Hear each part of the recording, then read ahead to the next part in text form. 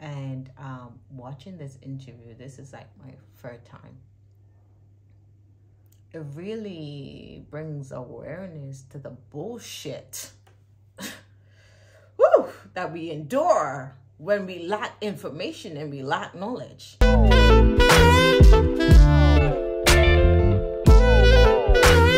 my beauties. I pray that you guys are blessed and highly favored. Beat up your blood clot chest. It's your girl, Queenie Gayscan. Let's get into this video. You see the title. It's going to be a touchy one for me. It's very sensitive to me. But we're going to do this because this have cleared up a lot of my confusion. This has cleared up a lot of my questions. And I hope it does the same for you. I have my trusted laptop here with me because I took a bunch of notes. But as I play the video, I will be pausing and talking, okay? But let me tell you something. If I was ever confused before, I am no longer confused, praise God, okay? I'm no longer confused, so let me log in. Woo! Jesus, I'm feeling it already. Okay. This interview was a big blessing, and so I'm gonna dive into it and we're gonna get into this conversation, okay? Now, the big question is, what if you were betrayed, right? What if you were put in a situation where you felt taken advantage of, or you felt let down, like this person that you look so highly up to did something to you that caused you to really just say effed up your entire reality was effed up, okay? And this is a big deal because a lot of us have been through situations where we felt, you did this to me? You are all people? I trusted you. And so what Esther helped us, I don't even like calling her Esther. I don't know if she's a doctor or what. I'm going to call her Dr. Esther, okay? What she helped you to do is to really navigate your way through that and really come to a place of ease and, I guess, peace in decision making and moving forward. Well, I can say it really cleared up a lot of things for me, and I hope it does the same for you. Let's get into this video. I hope that it's loud enough. Let's go. Regain open communication if someone's been unfaithful or just hurting them for a couple of years in a relationship and you feel like it's not working. You know, it's interesting because you're asking me this, and yet you, as an amazing role model, have spoken about some of your own experiences of abuse. So you know this question. How do you let someone touch you, come near you, not feel like they're gonna harm you? Understand the difference between caring touch and hurtful touch. Allowing yourself to experience pleasure again. Allowing yourself to surrender without thinking that while you're not on guard, nothing bad is gonna happen. Really challenging. Right, okay. But it's that same trajectory, right? It's like, you begin to, first of all, well, in this case, you're child versus adult, but you hope that it's not because one person hurt you that you lose your faith in humanity. Trust with your eyes more open. It doesn't have the same naivete. And it depends. If you're asking me, how do I trust you again after you have cheated on me? Or how do I trust another people? Yeah. I think it's two different stories. What about the person you're in a relationship with? Look, it depends as well. Yeah. If you and I have been together for 2 years, and this just happened, it's a different story than if you and I have been together for the past 20 years. And we have a family, and we have built a life, and we have buried parents, and we have birthed children, and we have built homes, and we have created jobs, and we have a whole life together. And in the midst of this experience happened. And you, my woman, or my partner, male or female partner, went out. And then you kind of want to know, how did this happen? What happened to us? Where were we at? You know, is this related to the relationship? I think the big distinction for me is to figure out what betrayals take place because the relationship had disintegrated in some way or degraded, and which ones have nothing to do with the relationship. Yeah? People who have been sick, people who are unemployed, people who have lost their sense of confidence, or people who have made a lot of money suddenly, the other way around. Yeah. People who who suddenly feel like they deserve something. Because in a way, when you allow yourself this experience, it's because you feel you deserve it. You justify it to yourself. You come up with good explanations for why you, of all people, can do this. I need to understand what you were thinking about me while this was going on. Did you even think about me? Did you think what this would do to me? Or to our kids, if we have kids? Did you feel guilty about it? Were you tortured in any way, or did I disappear from your screen? And you were so grandiose that I didn't exist anymore. Did you want me to find out? Are you relieved that it's come out? Do you actually want to come back? And are you coming back just because it's convenient to you, or are you choosing me again? Let's pause. This is so deep. So, whew. So she's saying, right? If you've been betrayed and you're working on trusting this person, these are all the questions. I'm going to put the link below, but these are all the questions that you really need to understand and come to. And is this person going to give you the answers to these? And how much time? I love when I've watched this a couple of times, so bear me. How much times would it take for one to wrap their mind about the betrayal or feeling betrayed? And for me personally, betrayal is when you and someone come to a commitment or agreement and they step out of that agreement, right? So if me and you are together, married, we are committed to each other. And if somehow you step out of this marriage, whether emotionally, financially, sexually, physically, in any way possible, trustworthy, then that's a betrayal. Everyone look at it different. But if we come and we say, yeah, we married, but we're open, so you can go do your thing, I can go do my thing, that's a whole different thing, right? But we've come with some steps on how to contain our health in this open marriage. That's a different thing. Relationship, friendships. But I'm thinking that she's more pertaining or speaking on relationship. But she's saying these are all the questions that I need to know. Why did this happen? How did this happen? Was there a breakdown of the relationship? Or did this is a you thing? Okay?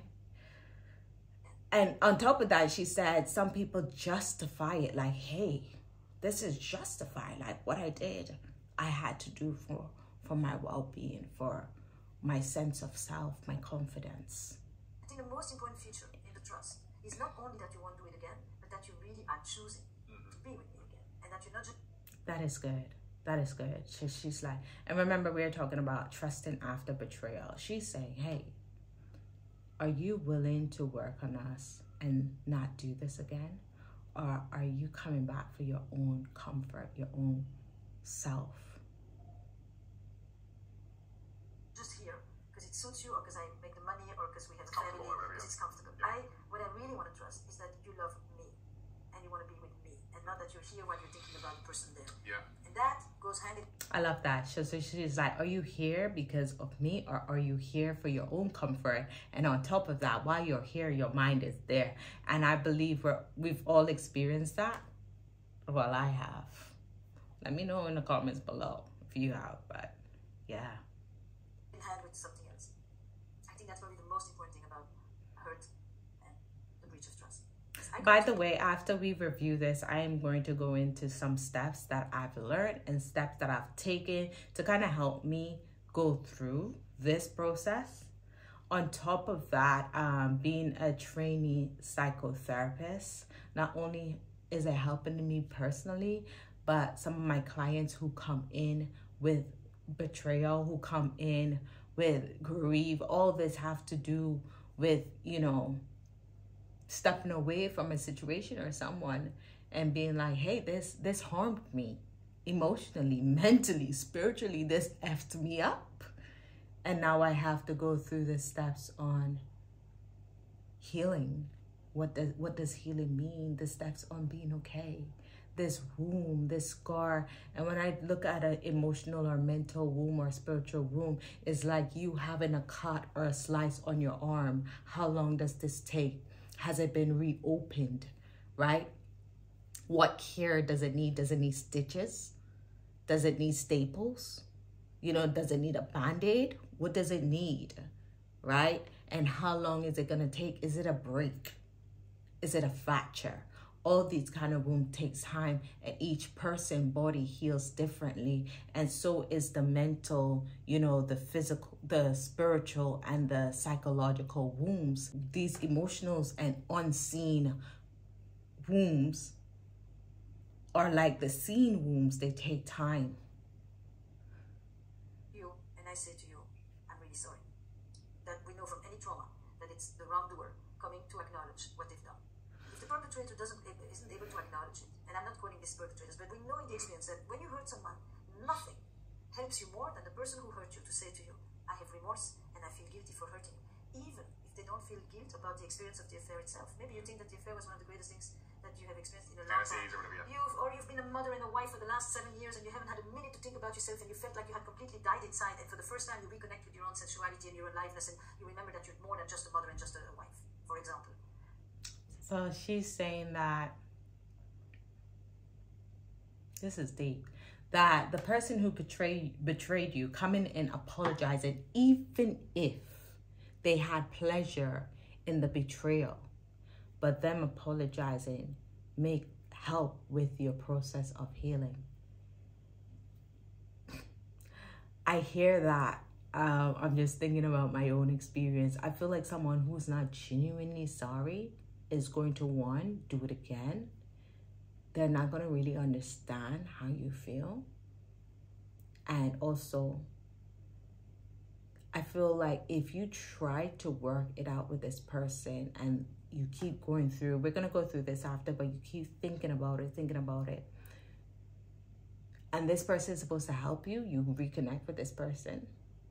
How safe is that place if it wasn't genuine? Because if I keep rethinking, going over it, you keep hurting me. I'm going through that pain still. So are you open to keep apologizing? And how long is this process going to take for me to recover? And are you willing to also do the work in helping me trust you again? I mean, personally, I'm at a stage where I'm not working with no one to gain their trust ever. If you break my trust, I don't think you'll get the third or the fourth time to do it again. That's where I am at in life, right? And so I'm just speaking to anyone who wants to keep trying that let's rebuild this trust thing. You know, I think every situation is different. Every person is different. There might be someone who genuinely wants to work on things and might handle it in a mature way and take you, you know, with care, because you are so vulnerable in these moments. So you may think this was really important to me, but nevertheless, what it meant to you and what it does to your partner are two different things. Right. So my acknowledging that remorse and that... So she said what that betrayal meant to you and what that did to your person, two different things, right? You might have enjoyed it, you might have a good time, but you harmed your person along the way. So there's two different experiences. That guilt is essential. The first step. First step. Yeah. And that is very different from feeling shame.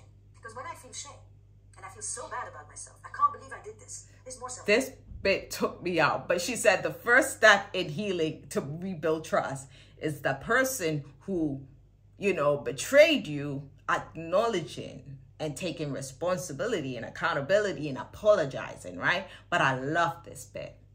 Involvement. Right. It's more about it's like, you know, make it about me so you can say it's okay or whatever. Yes, I feel so bad about myself that I can't feel bad for what I did to you. Right. So she's now talking about guilt. So she's saying guilt and accountability is two different things. What she's saying is me feeling guilty after I betrayed you is still taking it away from you and making it about me, that I feel so guilty that I can't even recognize or comprehend what I've done to you. It's still about me. I'm the betrayer, but I'm also the victim. Here we go. So I have no empathy. I still have not any empathy. Yes. It's like, you need to be able to feel bad for making the other person feel bad. Right. And that means that you can't be... So while you're in guilt, you are unable to feel bad for making someone else feel bad because you're worried about feeling bad about yourself. So bad about you because it's all about you. Big difference between shame and guilt. Okay? Guilt is a relational responsibility. Guilt is an accountability to the other. That's the first one. And the second thing is that I then become the vigilante of the relationship, meaning that I, for a while you are asking me the same questions again and again because you're trying to figure this out, because your whole reality has just been shattered, I'm able to tell you, it's okay, I am here, just keep asking, I'll answer you. I'm not going to say, come on, enough already. Haven't we gone over this? Let's move on, it's over, don't you see? No, I cannot rush you. I have to give you the space to make sense, to be in your pain, to hurt, to get angry, to push me, to pull me, until we slowly settle. And there is a period like... I love this. I love this.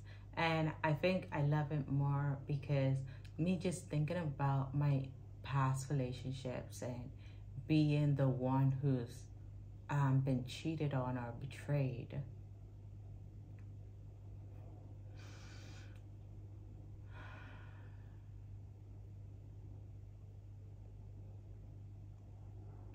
I gotta sit with that shit. If you watch my channel, I've had 4 serious relationships, 4 relationships that I've committed to. 4 relationships that I can prove that I've been with, because I have children for. And I'm just gonna come off topic. I'm gonna say, so the other day I was just really thinking about my life, and I feel like the spirit in me or the creator corrected me, right? Because I just don't feel like I came up with this thought myself. And I thought that thought that came to me was like, yes, you have evidence that you have 4 different relationships, but there's many people who've had several relationships who've chosen to not keep their children, whether that's abortion or whatever, they giving the child away without making anyone know. So they don't have the evidence, right? You have the evidence of your children because you chose to take responsibility of having sex, right? And I don't know what that made me feel, because there's always a shame with me saying, hey, I had 4 baby daddies before I got married. I was married met my husband at 24, was married at 25. I guess that was meant to help me feel better, feel a sense of everyone have their own shit going on kind of thing. But to come and listen to this and her saying, you know, when someone betray you and they want to rebuild that trust, they need to give you that space to consistently ask questions and be like, hey, what did this mean? Did you do this? Did you do this? And because they're going over it over and over again, and I'm going to go into a teaching after this. Maybe I'll break it down into 2, but it's so mad to me that I've seen videos where people have said, you know, if you choose to forgive me, then move on. That's easier said than done. And I don't even think that is even possible, because I feel the damage that you can go through looking at someone and admiring someone and trusting someone, and the person that you admire and look up to betray you in the worst way. And then they say, hey, move on. No, you've effed up my whole outlook of life. There's no moving on. I literally got to put the pieces together before I'm able to do that. But she's saying if someone's willing to rebuild that trust, right, with you, they have to be able to sit with those questions and give you space to push and ask. And I can imagine, because based on my experiences with my past relationships, where I'm asking those questions and I'm pushing in my relationships, they get irritated and angry and pissed. You best moved on. That was last year. That was last month. Move the hell on. And I'm thinking, but I just experienced it again just a moment ago in my head. This is now for me. But let's go on. I mean, let me know your experience in the comment below. But this have given me a lot of clarity and a lot of peace in my decisions, you know. But we'll get into that.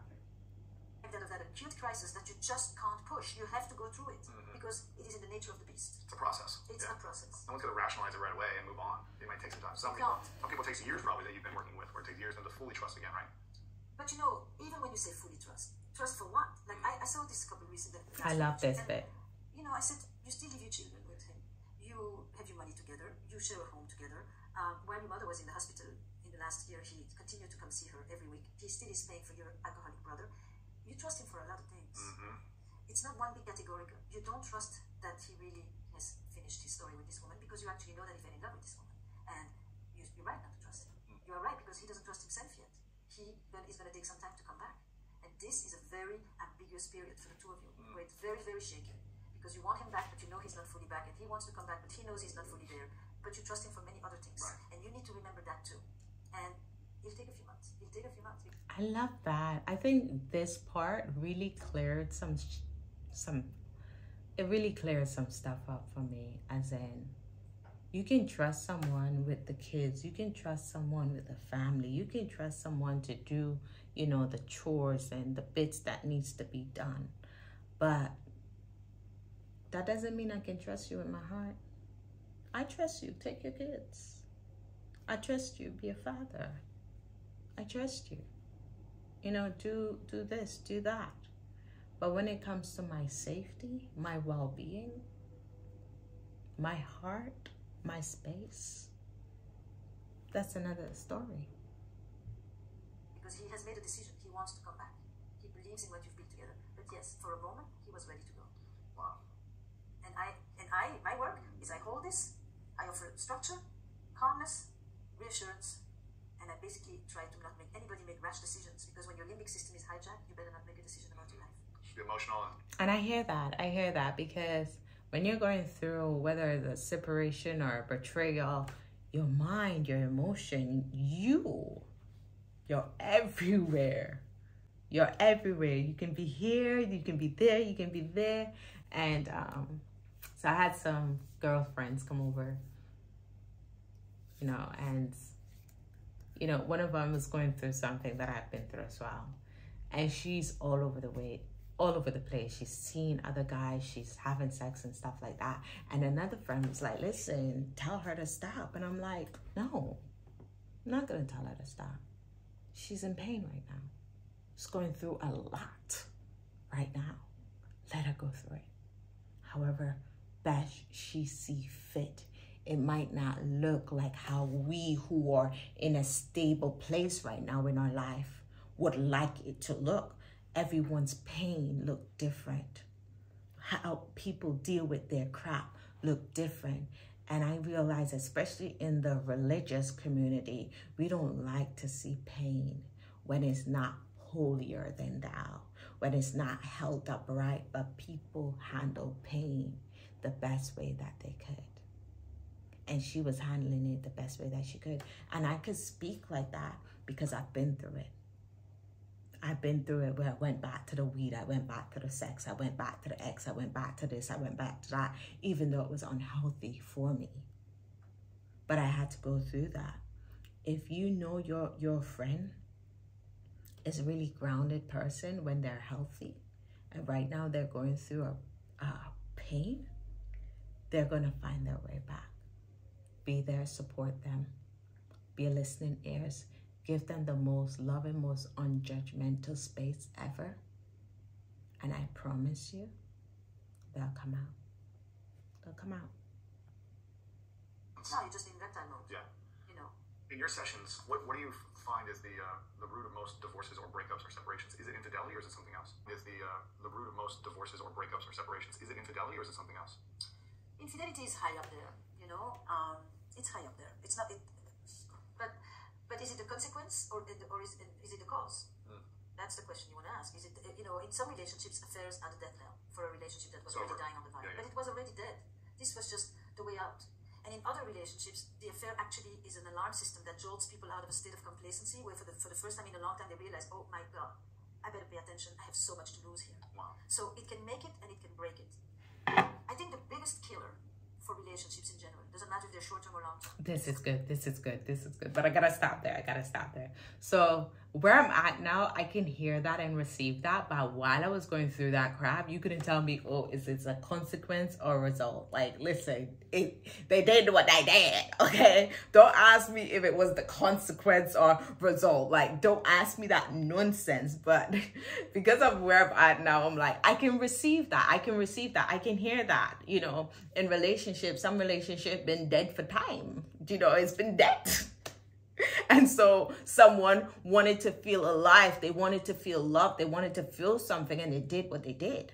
You know, it, as she said, it can make or break. So where the infidelity happened or whatever, you know, it can cause the marriage or the relationship to, you know, get stronger, or on other terms, other hands, it can break it. And, you know, unfortunately, that's the results of, you know, the rubbish. But I love this bit. Let's go into it. You can have volatile relationships, but people scream, fight, no, but they make up and they know that fundamentally they care deeply about each other. Contempt is a form of dehumanization. That's the research of one of the big researchers on relationships, John Gottman. This shit took me the hell out. The hell out. It's like, I found this video, by the way, because I've been rebranding my YouTube, looking for, you know, topics that's very close to my heart. And if you're on YouTube, or if you're doing YouTube, I'm doing YTIQ. I can't remember the name, but it's an app, and it really helps you organize your YouTube channel. I'm gonna put it below. I'm not being sponsored. It's just really been helpful. And this is one of the topics, and this is one of the person that it recommended to me. And this took me out. Like, I'm like, YouTube really be in my business. Four horses of what? Apocalypse. Apocalypse, got it. Criticism, defensiveness, right? It's like every time I say something to you, you can't just say, it makes sense, or tell me more, or let me try to understand this, or yes, I'm really sorry, yes, that is a bad habit of mine. No, I constantly defend and counterattack and put it back on you, and, you know, criticism is, I can't just say, I want you to do this. It's like, you know, you have to let this sit here again, you know? It's like, you do this on purpose, right? I've had to tell you 5 times, I don't want that iPad on the table here. You know, what kind of a thing is this, you know? This is just in spite. Can't you just ask for something rather than make a judgment on the entire person? Because criticism is a veiled wish. Behind the criticism, there's actually something I want from you, but I have a way of asking it in such a way that guarantees I'm never going to get it. Right, it's passive aggressive. She said criticism is a veiled witch. That a bitch. And she'll continue. She say criticism, there's something hidden behind it, right? It's like you want something, but instead of asking, like, hey, can you move that from there? Hey, can you close the toilet? Can you not do that, please? You know, I don't really like when you do that. It's like, hey, I'm always talking about, you know what I mean? What's wrong with you? This and that. So it comes with a criticism, but there's something behind it. She said criticism is a veiled witch. Okay, let's continue. Passive energy, You can leave the passive out of it. It's aggressive. So he said it's passive aggressive. She's like, leave that passive out. It's aggressive. Period. It's aggressive. Do it. I'm like at you. I'm picking. I'm going after you. So because it's less vulnerable than to put myself out there with a request and say, you know, it would mean a lot to me when I ask you this, that you would do this. Listen, you gotta check this woman out. You gotta check her out. So she's like, instead of being vulnerable and say, hey, I really appreciate if you do this because it upsets me, you know, when I ask and you don't do it. Instead of being vulnerable, and stating your needs, childhood, this all go back to how you were raised, attachment style, all that. She's saying, you know, instead of being vulnerable, this person is attacking. They're angry, they're upset, but they're veiling it with, you know, criticism. And sometimes I've already asked it to you like that twice or 3 times, and I begin to get more and more upset. By the time people come to me, they've often asked very nicely for years before. I don't get to see that, because usually people come to the therapist late in the game. So defensiveness, criticism, stonewalling, silent treatment. I talk to you, you look up. You know, you're somewhere else. I can't get a response. You withdraw, you withhold, all of that. And contempt is that gaze, that face that just says, really? You can, with one facial expression, literally reduce somebody to nothing. Wow. And I think that one is probably the end of the rope. I'm not gonna lie, this woman messed me up, right? like, it's like YouTube was like, yeah, you want to do videos? Here's your business right here. And contempt. So she's saying contempt is like when you go to someone with how you're feeling and things like that, and they literally roll their eyes, walk out the room, you know, not really giving you the day of the time. And she's like, that reduced you to nothing. And watching this interview, this is like my third time. It really brings awareness to the bullshit woo, that we endure when we lack information and we lack knowledge, or even the bullshit that we give, right? I can remember really being vulnerable and talking to someone, and they literally like, and on top of being vulnerable, now you're making me feel like shit. And now I gotta think to why I had to pick up my whole life, you know. But as I said, without you, baby, there won't be no me. Queenie won't exist. And so when you do the work and you heal and you know, get to a better place. And I saw this thing, I'm gonna find it and put it here. People think when they say you heal, you become all nice and you. No, bitch. You can get all of me. Because right now where I'm at, I just don't care what you think of me. Right? And it can be that I'm still going through some stuff.